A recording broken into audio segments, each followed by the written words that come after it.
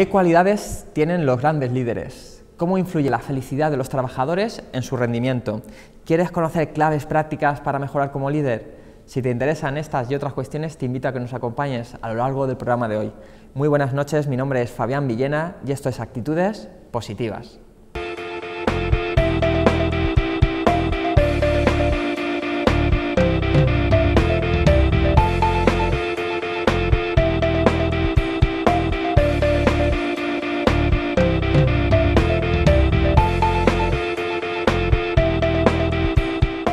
¿Sobre qué variables son necesarias para ser un gran líder? Vamos a tratar a lo largo del programa de hoy. Por eso hemos decidido titular el programa El nuevo modelo de líder, de jefes con J a jefes con G. Y cuando hablamos de jefes con G, hablamos de gestores de felicidad. Luego adentraremos un poquito más con nuestro invitado sobre este término, ¿no? Y sobre este concepto que seguro que nos va a aportar muchísimo. Y bueno, como también es habitual en el programa, siempre nos gusta entrar en materia con tres claves que entendemos que son importantes a la hora del tema que tratamos hoy. La primera de ellas sería pues una frasecita que yo repito muy a menudo, que es la que el éxito no nos lleva a la felicidad, es la felicidad la que nos lleva al éxito. ¿Qué quiere decir? Muchas veces nos han vendido la idea de que cuando hayamos logrado determinados objetivos, cuando hayamos conseguido determinado éxito, entonces ya tendremos tiempo de ser felices. Y lo que nos dicen los estudios, encabezados por el profesor Sean Achor de la Universidad de Harvard, que durante 12 años estuvo investigando y llegó a una conclusión que probablemente ya cualquiera de nuestras abuelas ya conocía, que es que el éxito no nos lleva a la felicidad, sino es la felicidad la que nos va a llevar al éxito. Y es de sentido común. Si una persona está motivada, si una persona se encuentra a gusto en su vida personal y profesional, es más que probable que luego sea capaz de ser mucho más productiva. Segunda variable es, para ser un buen líder, es importantísimo la inteligencia emocional. Y cuando hablamos de inteligencia emocional es saber cómo gestionar nuestras emociones, conocerlas, gestionarlas y también las de las personas que nos rodean. Yo suelo decir que es imposible tener peso en nuestra palabra si la persona que está enfrente no siente que le comprendemos. Por ello es importantísimo no ser una persona reactiva que enseguida salta con cualquier impresión que pueda decir cualquier persona o ante cualquier circunstancia difícil pierde el norte, y para ser líderes tenemos que comprender a las personas, tenemos que comprender a las situaciones y tenemos que de alguna manera liderar estos próximos movimientos a través de la coherencia, ¿no? La tercera clave de la que yo hablaría pues precisamente sería esta que acabo de nombrar, ¿no? Coherencia. Coherencia entre lo que decimos y hacemos. Vuelvo otra vez que si queremos generar confianza en las personas que estamos guiando, es fundamental que haya una coherencia entre lo que decimos y hacemos. Cuando no es así, al final la gente, yo suelo decir que va a aprender más de lo que hacemos que de lo que decimos. Por eso es tan importante ser de alguna manera ejemplar. Antes de pedir puntualidad, nosotros hemos de ser puntuales. Antes de pedir cualquier otra de las facetas, nosotros tenemos que ser ejemplo de ello. Por eso, a modo de síntesis, dejaríamos las tres claves, la de la felicidad como herramienta para ser productivos y tener éxito, la segunda, inteligencia emocional, y la tercera, coherencia entre lo que decimos y hacemos. Y bueno, estoy convencido que de todo esto, de cómo ser un mejor líder, de cómo afecta la felicidad en la productividad de las personas, nos puede aportar muchísimo más el invitado de hoy. Es una persona que ya también tenía ganas desde hace tiempo que viniera al programa, es un buen amigo y un crack del tema que vamos a abordar. Señor Fernando Coloma, muy buenas noches. Buenas noches, Fabián. Un placer tenerte y bueno, me consta que eres uno de esos perfiles muy equilibrados, ¿no? Porque muchas veces cuando hablamos de felicidad y de tener una actitud positiva, la gente se va solamente con el concepto happy del término y se queda en algo intangible, difícilmente llevar a cabo, ¿no? Pero creo que es muy importante el tener esa base emocional, pero esa parte también racional y de acción, de llevar todas estas cosas a la práctica y que al final no se nos tiene que olvidar que una empresa ha de producir resultados y si no somos rentables, pues difícilmente va a ser viable, ¿verdad?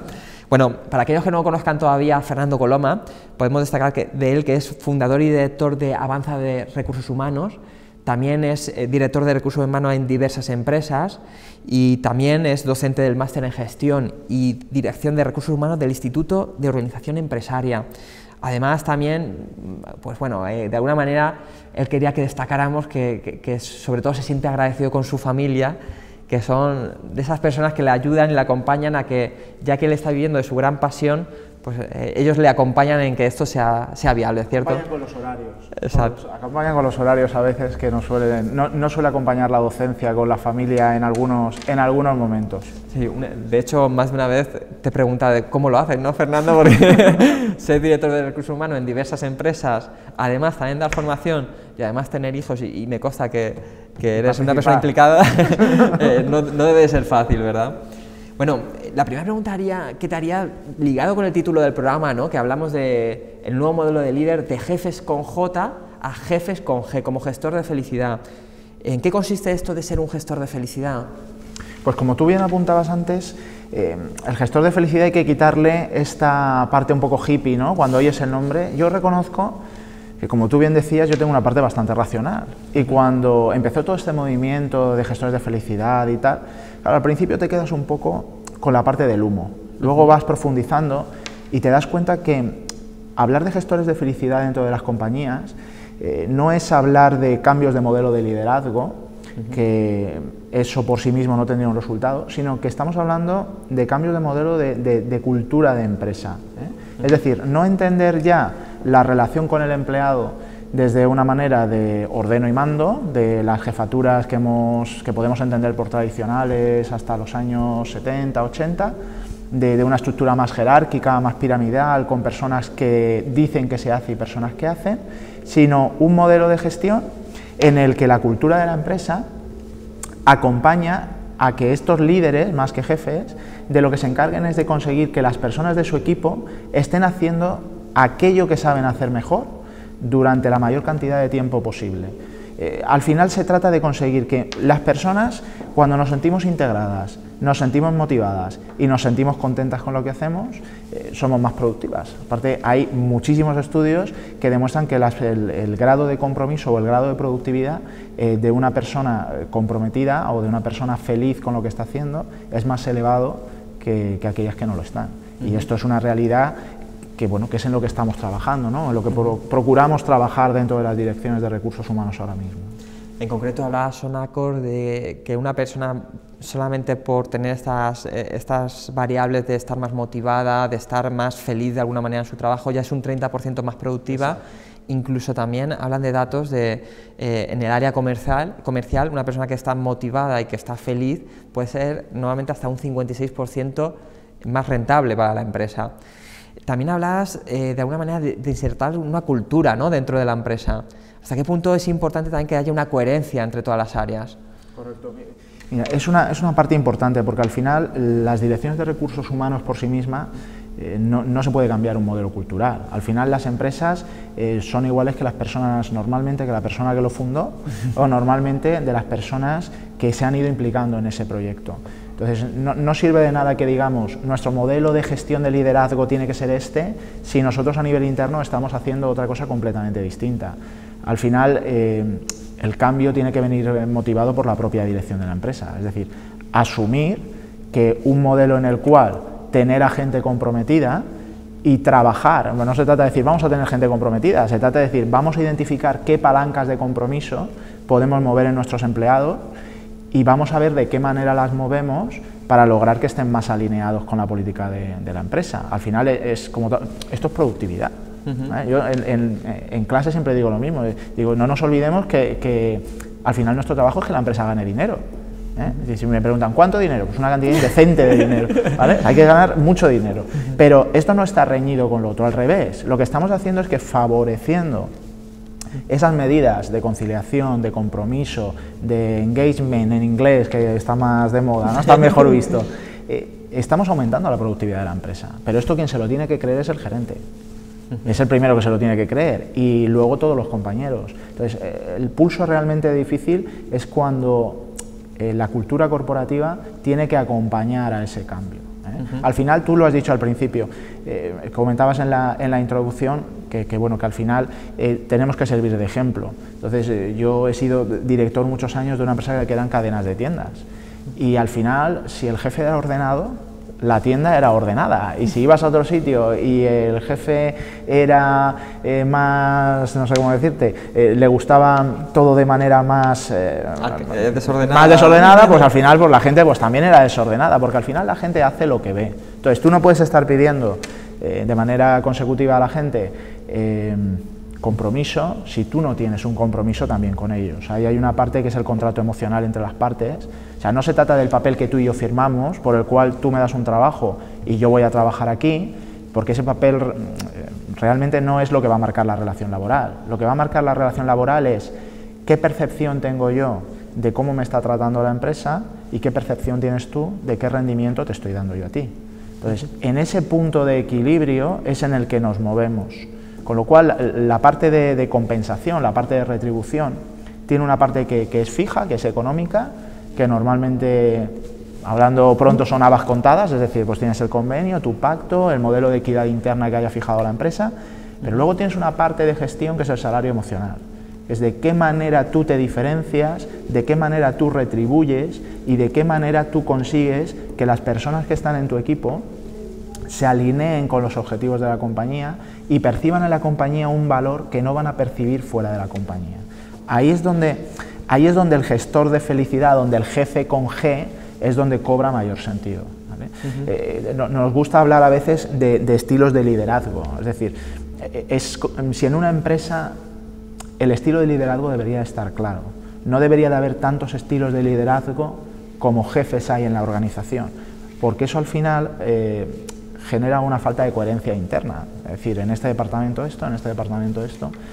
Ese modelo de liderazgo también tiene que venir, es decir, cuando se apuesta por una cultura corporativa, es decir, nuestros líderes, nuestros jefes, se tienen que comportar de esta determinada manera, que está en coherencia con los valores de nuestra empresa y que demuestran una coherencia a los empleados. Por ponerte un ejemplo muy básico, cuando pasó el escándalo de Volkswagen, yo como soy así de friki, me fui a la página de Volkswagen en Alemania, que gracias a Dios la tenían traducida en inglés, y entré a ver los valores corporativos de la compañía. Los valores corporativos eran cuidado del medio ambiente, uno de los destacados, compromiso con el consumidor, y el tercero, no recuerdo ahora mismo, pero también era algo como compromiso con la calidad, ¿no? Digo, es que si lo hacen adrede, no les sale tan bien. Entonces dices, ¿qué cultura corporativa estás promoviendo tú a nivel interno para eso que dices a nivel externo se esté cumpliendo? Y ahí es donde entra el gestor de felicidad. Muy bien. La verdad, desde luego, es un dato, ¿no? Porque al final también se trata que en la organización todos hablen un mismo idioma, ¿no? Has hablado también de una palabra que para mí me parece que es muy importante, la de compromiso, ¿no? Y hay un ejemplo muy gráfico que hablan de huevos con bacon, ¿no? Dice, la gallina está implicada, el cerdo está comprometido de verdad.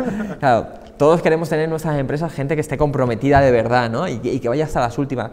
Pero con tu experiencia que ya tienes dentro del mundo de los recursos humanos, ¿cuáles serían las claves para que una empresa consiga que sus trabajadores estén comprometidos? Lo más importante para mí hay dos cosas. La primera es compartir la misma cultura de la empresa y los mismos valores. Yo en mi experiencia profesional he tenido gente en mis equipos y al mismo tiempo he tenido compañeros de profesión que han entrado en determinadas empresas con una cultura corporativa que difícilmente estaba alineada con los valores que tenía esa persona. Y de hecho, antes de entrar, yo de hecho lo pensaba y de hecho lo dije. Dije, no te veo ahí, no vas a encajar porque tu valor personal y los valores de la compañía no están en sintonía. Entonces, ¿eso significa que si no cuajo profesionalmente soy un mal profesional? No significa para nada eso. Significa que el primer motivador de compromiso es compartir unos valores. Si yo comparto que lo que estoy haciendo está en sintonía con lo que yo quiero hacer, es el primer motivo de compromiso. Luego hay otra serie de compromisos que es, vale, yo voy a un trabajador y le digo, quiero que estés comprometido, ¿vale? Pero las relaciones funcionan de dos partes. Tiene que ver el trabajador, ¿qué estás haciendo tú para que yo me comprometa en este proyecto? Y ahí hay una parte de estrategia en recursos humanos que es ver qué hay en el sector, qué debilidades tenemos y de qué maneras podemos trabajar nosotros internamente para que ese compromiso sea mayor. La parte más importante de mi carrera profesional la desarrollé en tiendas. Entonces, ¿cuál es el factor número uno problemático de retención en tienda? El horario. El horario es lo que nos mata. Uno de los elementos de compromiso que dijimos es, bueno, vamos a hacer de la debilidad virtud. Vamos a ver si este es el problema que tenemos, ofertamos a nuestros trabajadores, a lo mejor puede que no más que en el resto de la competencia dinero, porque probablemente si les hubiéramos dado más dinero, ya vimos en la experiencia anterior que no funcionaba, no era cuestión de compromiso, porque al final convivimos distintas generaciones dentro de la empresa con distintos intereses, y la gente más joven tiene un interés más volcado hacia tener un balance entre su vida personal y profesional. Y lo que hicimos al final fue apostar por decir, oye, vamos a generar contratos de 6 horas con una bolsa de horas, y esa bolsa de horas, cuando haga falta, pediremos a los trabajadores ese esfuerzo extra para que se pueda hacer, pero el resto de tiempo pueden estar trabajando de 8 a 2 perfectamente, o de 9 a 3 en turnos y turnos de tarde. Y fue bueno, te puedo decir que el nivel de rotación que teníamos pues bajó pues más del 65% del que teníamos originariamente. Fíjate, me viene muy a la mente también en un curso que estuve de ventas recientemente con uno de los más cracks que existe a nivel mundial de habla hispana, como es Alejandro Hernández. Muchas veces hablaba de darle lo que quieren, ¿no?, a la gente, porque muchas veces le estamos dando lo que para nosotros es importante, para lo que a nosotros nos parece que es la leche, pero igual para el otro no. Y creo que va muy relacionado, ¿no? Al final se trata de saber qué es lo que valoran las personas que tenemos dentro y en función de eso poderle darle de manera alineada con lo que ellos desean, ¿no? ¿Cierto? Claro, además, fíjate que tenemos muchas herramientas a nivel de flexibilidad. O sea, estamos yendo a un entorno que hemos pasado del café para todos a nivel laboral, es decir, salarios por grupos profesionales idénticos, categorías, promoción. Hemos pasado a un entorno que eso ya no vale. O sea, estamos conviviendo la generación de los millennials, generación de gente con 20, 20 y pico años, con mi generación, que es la de los 40, y con generaciones más veteranas, con modelos culturales totalmente distintos, porque los modelos culturales han ido evolucionando, es decir, el modelo cultural de los 60 ha estado vigente durante 30 años probablemente, o de la década 60, 70, 20 años, el modelo de los 80 un poquito más, el modelo de los 90, 10, y el modelo de los años 2000 cada vez va cambiando a una velocidad mucho más alta. Y esta gente tiene referentes culturales distintos, necesidades distintas, y gestionar eso en la empresa, no voy a decir que es un problema, pero es un reto y es una oportunidad. Entonces, toda esa flexibilización, como tú bien decías, no, es que ahora, por ejemplo, por meter un ejemplo tonto, seguro médico para todos, pero ¿por qué?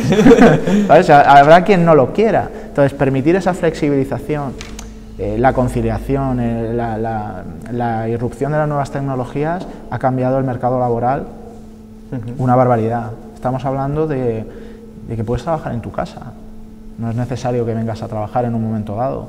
Que eso también es malo a veces, porque no terminas de desconectar nunca. A veces puede tener un equipo. Exacto. Esta semana veía una empresa donde lo que hacían era un día a la semana, eran informáticos, y un día a la semana iban físicamente allí, pues básicamente para tener ese contacto físico también. Claro. Entonces, todo eso nos permite una flexibilidad, tenemos una flexibilidad tecnológica genial para saberla aprovechar, para generar ese compromiso.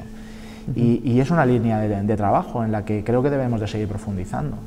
Fernando, antes también comentabas, has hecho como de alguna manera una diferenciación entre ser un líder y ser un jefe, ¿vale? Con J, ¿no? ¿Qué diferencia habría entre ser un líder y ser un jefe? Yo creo que al final no vamos a hablar de democracia, porque no es exactamente que todos tengamos el mismo peso a la hora de tomar una decisión, pero sí que el líder es capaz de comprometer a su equipo integrándolo en la toma de decisión. El líder, digamos, que es el que el jefe, digamos, que es el que llegaba y decía hay que hacer esto, y no te sabe explicar realmente el para qué estás haciendo ciertas cosas, ni te pregunta si aquello que estás haciendo lo puedes hacer mejor, porque a veces tú conoces mejor. Yo tenía gente en mi equipo, a veces, bueno, pues hablando y tal, pues, podías tener una diferencia de opinión y te empezaban a dar, decía, si yo ya sé que sabes más que yo, o sea, yo ya sé que a nivel técnico tú sabes más que yo, lo que me interesa es ver de qué manera todo ese conocimiento podemos llegar a un objetivo en común, que es lo que nos interesa en este momento, ¿no? Yo creo que está ahí el tema, está en no tanto ordeno y mando, sino en tanto en saber comprometer y sobre todo saber dar a la gente un feedback positivo. O sea, todos, da igual el que sea, hacemos algo bien, todos. Y todos tenemos una serie de carencias. Y ese feedback, el jefe, con G, tiene que saber dónde está esa carencia y no machacarla, sino ver de qué manera podemos ir mejorándola, con compromisos en corto plazo, con actitudes. No sirve de nada que yo te diga, oye, es que lo haces todo tarde siempre, sino que te diga, mira, no puede ser que me entregues este informe tarde. Vamos a intentar que el mes que viene esto esté en su día. y hacer un seguimiento de ese tema, porque al final, haciendo un seguimiento sobre temas concretos sí puedes cambiar una actitud. Ahora, si lo que haces es machacar a la persona con que ese defecto lo tiene de manera reiterada, no vas a sacar nada. Y las cosas positivas es exactamente lo mismo. Es sorprendente porque las encuestas de clima laboral en todas las empresas, prácticamente, al menos en las que con las empresas que yo he colaborado con el paso del tiempo, siempre es el feedback positivo la carencia que solemos tener como empresas. Es decir, siempre sabemos lo que hacemos mal, pero a veces nos falta saber qué hacemos bien. Y no solo saber qué hacemos bien, sino celebrar que lo hacemos bien. A veces damos por hecho de que, hombre, hay que dar por hecho cosas que se tienen que hacer bien, ¿eh? No se trata de pasarnos el día celebrando que lo hacemos bien, ¿no? Exactamente. Pero sí que trabajos con un esfuerzo adicional merecen una recompensa adicional. Que la gente sepa, oye, enhorabuena, este tema lo has gestionado bien.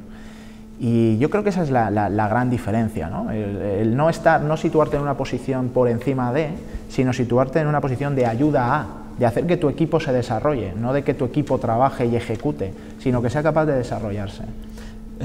Me vuelve otra vez porque al final yo creo que como decimos, como somos en un área podemos ser en otras, ¿no? Y podemos modelar los aprendizajes de algunas áreas y llevarlas a otras. Y me vuelve a venir de Alejandro Hernández, él habla de ser un VIP, una persona VIP, y es de visión interior positiva. Es decir, y es muy curioso porque en las empresas, y cada vez incluso en formación, es muy típico de cómo solucionar, gestionar conflictos y demás. Y a veces creo que es más productivo el generar buen clima que en ver cómo apagamos fuegos, ¿no? Sí. Y claro, estás hablando de la importancia del feedback positivo. Y hay un montón de estudios que contrastan todo esto, ¿no? Porque de hecho lo negativo tiene un impacto muy potente y por cada impacto negativo que estamos generando se necesitan como 4 cosas positivas para equilibrarlo. Cuando encima lo positivo ni aparece, imagínate. Cuando damos un feedback positivo, ¿qué hemos de tener en cuenta? Pues yo creo que lo principal a la hora de dar un feedback positivo es, como decíamos antes, que no pueden ser cosas rutinarias, ¿vale? Sí que yo creo que tenemos que destacar aquellas actitudes que ayudan al desarrollo de la persona por un lado, de la empresa y del equipo. Es decir, si tú tienes una persona en tu equipo que tiene un rigor técnico muy alto, que podríamos decir, no, es que el rigor técnico tiene que venir dado de serie. Sí, bueno, es como la MIDI, el valor se presupone, pero si de verdad tiene un rigor técnico muy alto, destácalo. Aunque a veces pueda ser incluso un problema, ¿no?, el tener a alguien tan riguroso, pero es saber darle ese feedback, decir, mira, me encanta el rigor técnico que tienes, lo haces de maravilla, enseguida encuentras los puntos que hay que solventar y hay que hacerlo, pero sobre todo, ¿para qué nos sirve esto? Pero todo esto nos viene de maravilla porque en el momento del crecimiento que estamos, esto nos aporta seguridad, nos aporta tal, vamos a seguir trabajándolo. Es más, a ver si conseguimos que los compañeros que en el equipo igual les falta ese apoyo, involúcrate con ellos, que seguro que encontramos la manera. Yo creo que el feedback positivo no es solo el halago, sino ver que eso repercute en algo. Al final las personas necesitamos ver que eso tiene un final, que las cosas que hacemos en el trabajo repercuten en algo. Yo colaboré con una empresa que se dedicaban a fabricar mobiliario y en la gente de fabricación comentaba que no veían, al final todas las cosas que se hacían no tenían no se veían físicamente, ¿no? Y recuerdo que les instalaron unas pantallas en las zonas de comedor donde se iban poniendo en fin, pues cómo quedaban una vez montado en casa del cliente, en la oficina de despacho y tal. Y tuvo una acogida muy buena, ¿no? Al final es ver, oye, todo esto que yo estoy haciendo aquí, que solo veo un tablero de madera con 4 tornillos, esto tiene una utilidad para una persona. Y creo que ese ver la finalidad de tu trabajo es un apartado del compromiso fuerte, el que tú veas que lo que estás haciendo sirve para algo.